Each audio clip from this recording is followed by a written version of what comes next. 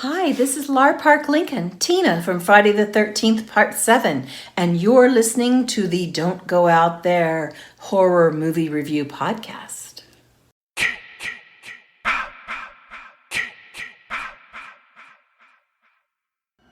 In a world where zombies, ghosts, serial killers, and vampires all exist, it's Nico, Brian, Mike, and Dustin, and they are all that stand between you and the films that could end the world. Welcome to the Don't Go Out There Horror Movie Podcast. Welcome back, everybody, to the Don't Go Out There Horror Movie Review Podcast. Just want to thank everyone who's been listening. And we have another exciting special guest on the show tonight. With over 40 years in show business, this Dallas-born star has an impressive list of acting credits to her name. Most known for Tina Shepard in Friday the 13th, Part 7, she's also starred in Knots Landing, Freddys Nightmares, and Beverly Hills 90210, among many others. Lar is an author and now runs her own acting studio. Please welcome Lar Park-Lincoln to the show. How are you today, ma'am? I am great. Sitting alone, but doing great. Thank you. How are you guys? Doing good. Doing very good. Hanging in there. All these handsome boys I get to talk to today. Well, thank you very much. You know, flattery will get you everywhere on this show. Okay, Just so you I'll know. try some more. Well, we have some questions for you if you're not busy today. You bet. Let's play. So, you've had many roles obviously throughout your career, but obviously Friday the 13th Part 7 is one of your most popular ones. Can you tell us how you got the role of Tina, and were you a fan of the Friday series beforehand? Super fan. Are you kidding? Awesome. Love Okay, that's great. series. Super fan. I like scary and more. I don't know, what would you call it? Not usually the blood and guts and horror, but I was a Jason fan for sure. And I got the audition. It just came to me through the regular actor way. It went to my agent and it went to my manager, and it was just the process of them seeing everyone there is to see. It was a wide open general call, and I had to zip over to the casting office and shoot it in person with John Beekler and the casting director, Anthony Barneo. So that was really fun. I didn't know John, of course. I hadn't met him before. And the office was really small. It was 2 chairs over there, his desk, and a chair that I was in. And, you know, I'm sure you've talked to a lot of actors, and they've probably told you how they always pick the most dramatic scene for us to do on auditions. And they did. It was like running through and then talking to Dr. Cruz. And in my mind, I had to imagine all of these things happening in this little tiny office, which was great fun. I loved it. That's awesome. And I was very lucky that I got to read for it again. So you were also a part of the very popular show Knots Landing. Can you tell us about your experience with that and how that came to be? Yes, that was so near and dear to my heart. I love Knots Landing. I was also a fan of it before I got that show. That's awesome. So it was like my years of acting. I've gotten to just live through characters and on shows that I personally loved. So when Knots Landing came up, it was originally for me to play a character that Donna Mills played. She played a character named Abby, to play her in flashback, the blue-eyed blonde, girl from the past. And it was a 2-episode show. And I went in to read for that, and I sat in a room with hundreds of blue-eyed blondes. It was like we all looked exactly the same, like is common for actors. Right. And I went in and read it, and they said, would you mind just stepping into that room and read that scene and come back and read that scene for us? I'm like, oh, sure. And I went out to read it, and I stepped into a room of 5'9" brunettes instead of 5'4" blondes. I'm like, So I looked at the script, and it was long, and it was really fun, but I had no time. I had to go right back in there with it. And that's how I got the character of Linda Fairgate. I fit her better, so they wigged me brunette in the first couple of episodes so that I would look more like Michelle Lee. So that was super fun. And awesome. I actually played 2 characters on Knots Landing. Most people only know about one. The other one was a mystery woman, and you only saw my body for 8 episodes. Oh, so wow. It's fun. I got 2 credits on a fun nighttime show. That's awesome. That's Yeah. It was awesome. so much fun. So we've had Kane Hodder and Adam Marcus both on this show, and both have talked about this new Project 13 Fanboy that all the Friday alumni are involved with. Can you tell us anything about your involvement? I know you can't tell us too much, but maybe summarize the project again a little bit for those who don't know. Absolutely. That, oh my gosh. So we finished shooting it. I think they finished CJ in January, and he was in the last group to shoot. Okay. So I did mine last summer in New Mexico. And when I first started talking to Deborah, the director, about the role, it was a great role and I loved it. But the more I talked with her, the more she kept adding more and more storylines to my character, which I really loved, of course, because I'm an That's actor. great. Yeah, that's great. Yeah. And I wanted to do the project because I liked the idea of it. I had a stalker for 6 years who was actually living in my attic and who shot at me in my house at one point. What? And Wow.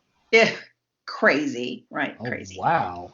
I know. Lived in the attic above my bedroom, and really crazy stuff. But finally ended his shooting at me ended his reign of stalking ridiculousness. Oh my gosh. And so I know I liked the idea of doing it. And so when the character that I'm playing, who is a glamorized version of myself, we're all kind of alter ego versions of our real selves. And she is kidnapped. And what was interesting is she's held in like a boiler room basement. And it was really dirty. It was a real awful basement. I was covered in black soot. And it was really intense. And what Deborah let me do was she let me as a character lose my mind, being held in solitary in a boiler room. It's like I'm in solitary now, but it's not a dark boiler room. So I hope I don't lose my mind, but now that I'm thinking of it. But yeah, that was really cool because she was an actress too. So she let me kind of really dig deep, much more than I thought she'd let me do. So I've only seen a piece of it, the trailer. I haven't seen all the scenes yet, but looking forward to it. We are definitely looking forward to that Yeah, as well. we are too. She did a great job. Did y'all see the trailer?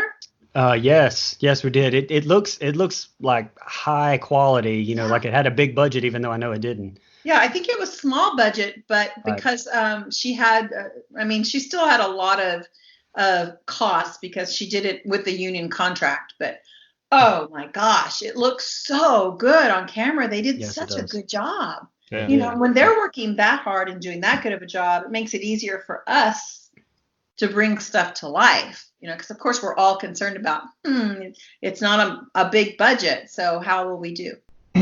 In addition to Friday the 13th, a lot of people may not know that you were also in House 2 and in the Nightmare on Elm Street series, Freddys Nightmares. Can you talk about that a little bit? It's pretty cool that you can say you were part of both franchises.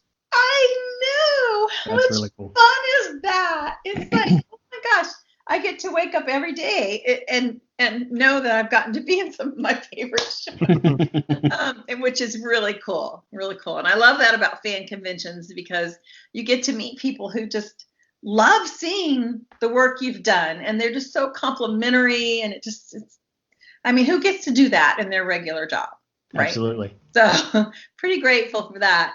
House 2 was, again, these were all, I was offered Freddys Nightmares. I didn't audition for that one, but House 2 was a general audition call through the mainstream actors things. And when I got that role, I dyed my hair brown.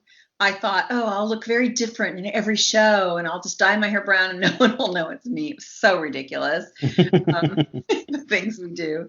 When Friday the 13th premiered, I wore these really big brown glasses that were ridiculous. And of course, it didn't hide anything. I don't know what I was thinking. But yeah, House 2 was super fun. I loved House 1 so much. And House 2 was a bit more of a comedy than it was frightful. Right. But we had really good actors in it, and it was fun. I do like playing bitchy characters. I've mastered that. So, Freddys Nightmares. Oh, I loved it so much. I became good friends with Tom McLaughlin, the director, and his wife Nancy.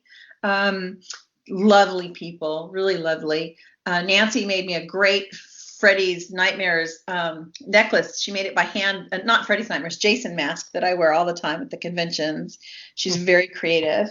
And that show was especially fun but difficult because the show was set up that it was a 1 hour show, but each of the 30-minute segments could play on their own. And then they played as a show all together, which was a really neat idea at the time. And my character had to have her mouth sewn shut in a nightmare surgery. So the way we did that, if I had known before, I probably would have been really scared because they used, I would have, seriously. Yeah. They used spirit gum to tape my mouth shut really tight and then put fake stitches, crazy stitches all over it. And then they mounted the big camera over me laying down. So I was looking up at it. And the one thing I remember right before shooting was Tom goes, we can't get you out very fast. So don't barf or anything because you could choke. And I'm like, I couldn't respond because my mouth was shut and my eyes was like, are you kidding? And there's a 2-ton camera on top of me. It was the whole big setup. So that was really creepy. My mouth was shut for a really long time. Not good for actors. Not at all. Wow, that's awesome. Back to your role as Tina in Part 7 of Friday the 13th. Your character survives, and you went head-to-head, and you defeated Jason. Yes. And I also hear that you were offered a role in Part 8, but didn't do it. Can you tell us a little bit about that? You bet. Absolutely. Well, Friday the 13th had a system where they would bring the final girl back in the next episode, but then they'd kill her off in a few minutes, right? Right. And Paramount would not let me read the script for Part 8. And so because they wouldn't let us read the script, I was concerned about killing Tina off. And when I did the first one, I said, okay, she cannot die. This character has to continue on in the future.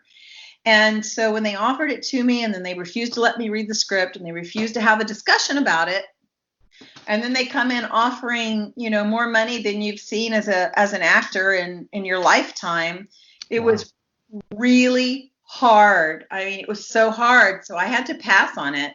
And I actually went in and pitched a script that I wrote for Part 8.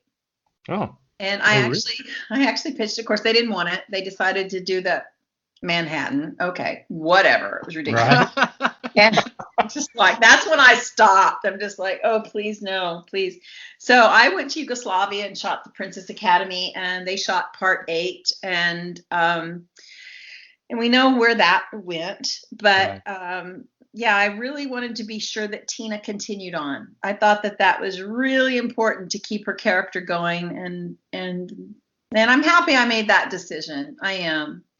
Recently, when COVID all started, I had my assistant and her boy over, and we were cleaning out all of the studio stuff. And I found on a big shelf, a big stack of all my scripts and a lot of Hollywood stuff. And I opened it and looked in it. And I went, oh my gosh, I opened it. And there's this old envelope, kind of opened, kind of torn.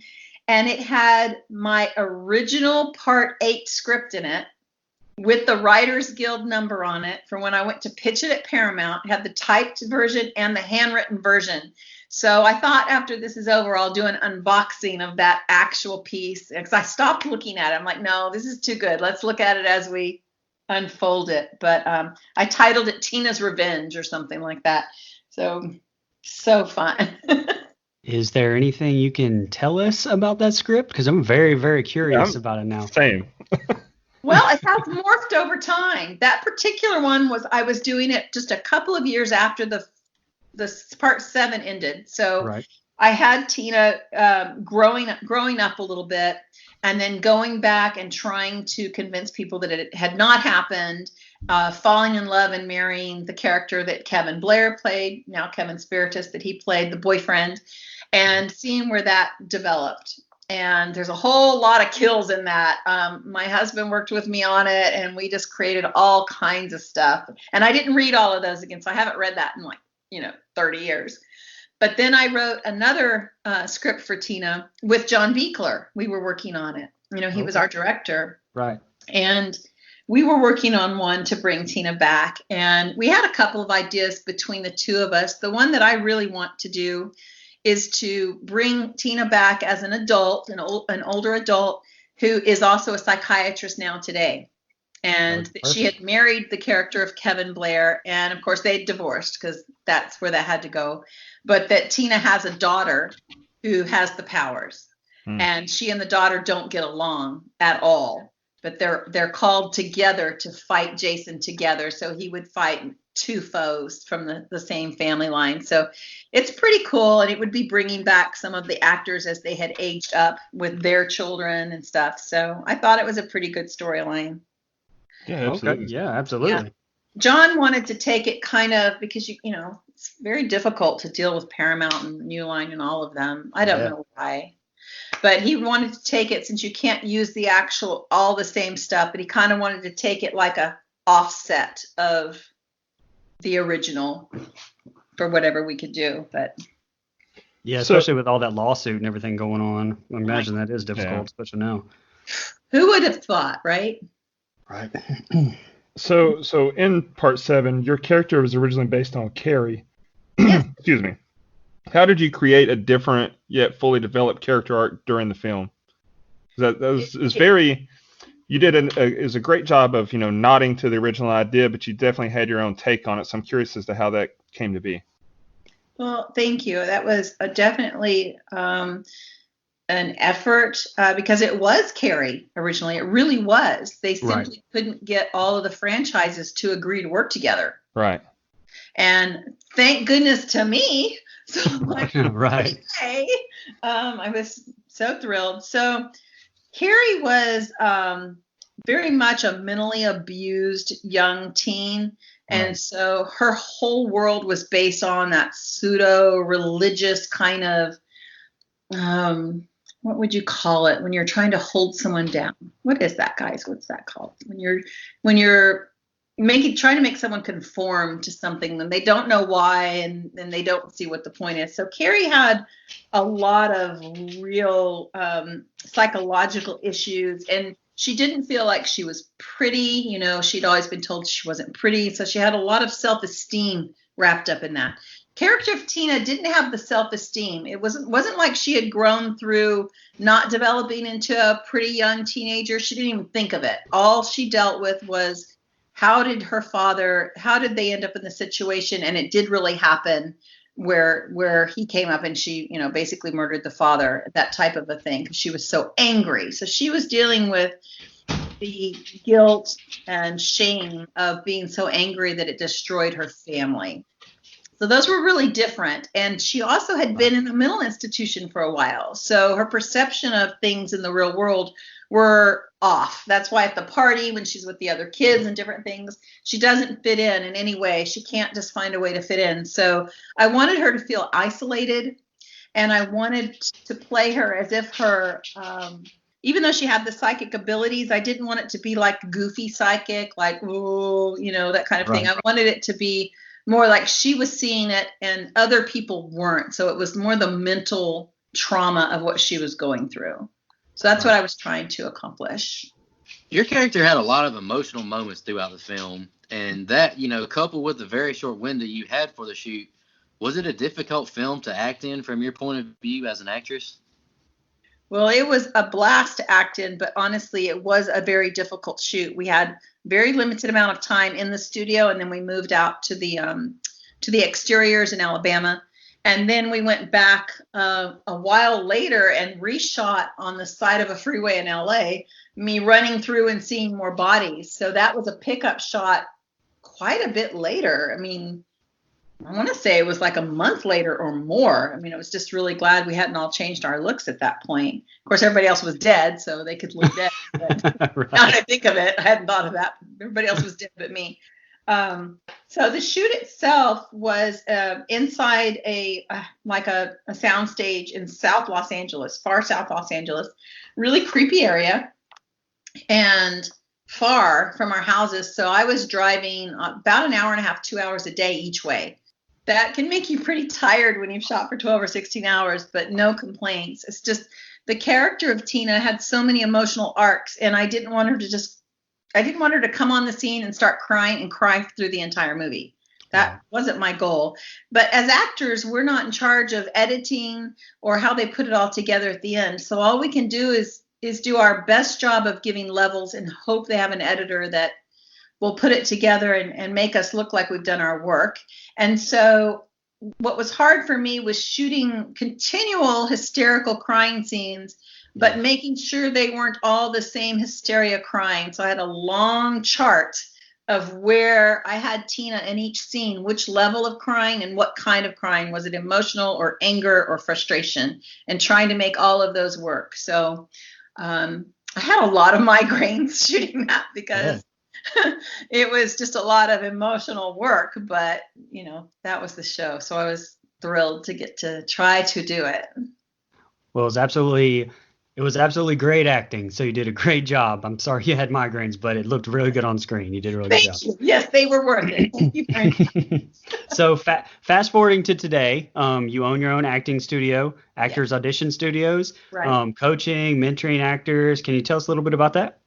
Yes, I never planned to do that in my whole career, but I was always coaching people. Once I was like in my 20s, I started coaching people. I love auditioning. So that's an easy part of the business for me where it's hard for a lot of other people. They may be really talented, but they have trouble auditioning. And so as time went on, I just ended up, I wrote my book first, Get Started, Not Scammed, hopefully to help all the people that are involved in scams that hit us in the creative field. There's so many, and they just steal your heart, your soul, your dreams, your money, and it's very difficult. So I wrote the book for that specifically to help new actors, and then it kind of just grew more into an actual full studio. So I focus on auditioning skills and on-camera skills. I only teach film and television. I don't work in theater. It's not my expertise. So I stay in what I know. And my goal is to help guide people that are new and to help people that have careers reinvent, restart, and rejuvenate the careers they've got. So I get to work on all sides, the marketing and the talent and the training. So you also, speaking of fast forwarding to today, you also have a new film coming out called Expulsion. Can you tell us anything about that project? Yes, we shot that like over 3 years ago. Oh, wow. But I did get to see it. The premiere was, when was the premiere? I guess it was last spring. I don't know how long ago. But one of my students, Colton Tapp, you can see him on his website, coltontapp.com. He's fabulous, really fabulous. And we auditioned for it, and I coached him through the audition. He got the lead in that, which is playing a dual character, the good and bad side of a character, and in kind of a time warp sci-fi kind of a thing. And he booked it, and he was still a pretty new actor, so I decided I would travel with him and coach through the whole project, which was great. It was great. And so I got to play a role in it, which was fun. I aged myself to play it. She looks very scary. That was the point. And it's fun. So I'm hoping that they'll release it on something soon. I'm hoping so. It's been winning awards at the festivals everywhere. So we're happy about that. One of the things fun, really, what was I going to say? I was going to tell you something about shooting that, but it just left my mind. Sorry. No, it's good. So Talk a little bit about Assassin 33 AD. You were the personal and set coach for that. I know it's streaming recently on channels like Amazon Prime. Can you talk a little bit about that too? Yes, that project came to me from a director that I worked with when I shot Lifetime's movie Inspector Mom. Oh, okay. And that was a fun shoot where I was playing like a busybody kind of person. And this director he started producing Assassin 33 AD. And the writer was from Dallas, and it is a science fiction action Christian movie. So I think that that's a fun genre for us today and for so many people. And it did have a limited theater release in Dallas a couple of months ago, and then they opened it on streaming for this Easter weekend, which is great. And when I was first brought into it, it was to coach one actor, and his name is Jason Castro. He was on American Idol. Fabulous performer and singer, but he had never acted before. Okay. And he was the perfect Jesus. I mean, he was perfect. And so I was coaching Jesus, and it was so crazy, but we had such great results. And so then they asked me to coach another one of the actors. And then it was, can you just coach everybody on the set and be there every day? And I'm like, I don't know. That's a lot of characters. But we did it. I think they did a great job with it. It's kind of hard to follow because it has so many time continuums. So you have to really be completely sober and sit there watching it with a manner of, okay, I'm going to watch this and try to keep up with everybody in these different time zones, which is fun. So, That's so awesome. y'all might like it. Coach Jesus, I don't know, if I feel worthy enough to even ask these last questions. It was crazy. And I was just like, I would call my son a few times because he was a youth minister. And I would say, what was this actual story? Because I'm a little confused. And he'd go, oh. I'm like, yeah, I'm not sure about that one. But we shot it out in a big open area that was 112 degrees in Texas, which is really hot. Yes. And it was crazy. But I'm glad I did it. I really am. It was really fun to not be on the screen. Right. And doing it from this side. So. Is there anything else you'd like to plug? You talked about Actors Audition Studios. Where can people find more information on that? Well, that's pretty easy. You can just go to actorsauditionstudios.com. Awesome. You can also look my name, Lar Park-Lincoln, up pretty much anywhere, and it will lead you some way to the book and the studio. Because I do a lot of virtual coaching too, so people don't have to be with me in LA or Dallas. Oh yeah, we actually had the young man Vince Mattis. He was in Halloween 2018. Uh-huh. He told me and Brian that almost all of his auditions were like via Skype or online now. You don't even have to travel to go audition no more. So I thought that was pretty interesting. It's really crazy. It's been going this direction for about 10 years, self-submitting and shooting. But now I would say it's more normal to do self-submit tapes than it is to go in person. And except for commercials, those are always in person. But film and TV, they're like, I just got sent one for NCIS. It's New Orleans NCIS that I have to work on. So wish me luck on that one. Oh, you got it. You got it. A lot of dialogue. So luckily, I shot a demo that's on my IMDb that I'm playing a detective FBI type. So that's what they saw. So I'm going to try to bring her back to life and see if that will work. But yeah, most of them are auditions and self tapes. That's literally what I've done all day, and I'll be right back on when we're done visiting, coaching actors and shooting their tapes through Zoom. Great. I just wanted to give your cameo a quick shout out as well. You did an intro for us. We really appreciate that. We really thank you for doing this interview with us. I really like Friday the 13th Part 7 with you and Kane Hodder. I think your character is really interesting and cool. It's different in this franchise. I like different. And I really love Kane Hodder's look in this movie. It was really awesome. The last, 15, 20 minutes or so where, you're breaking his mask, you're hanging him, shooting him in the face with nails, drowning him, electrocuting him. It's really entertaining to watch it. I really appreciate your role in that movie. It's awesome. We had a lot of fun with that. Oh, I can only imagine. We really thank you for joining us, and we really appreciate your time today. Thank you so much, guys. Try not to go crazy up in your house all day. Hey, we're shooting a little YouTube video with all the students. We're doing it through Zoom, and we're calling it Friday the Quarantine. Nice. Okay. I like it. Yeah. Thank you so much. Y'all take care. Thank you. You too. Thank you. Have a good day. Bye. And just want to remind everybody to don't go out there.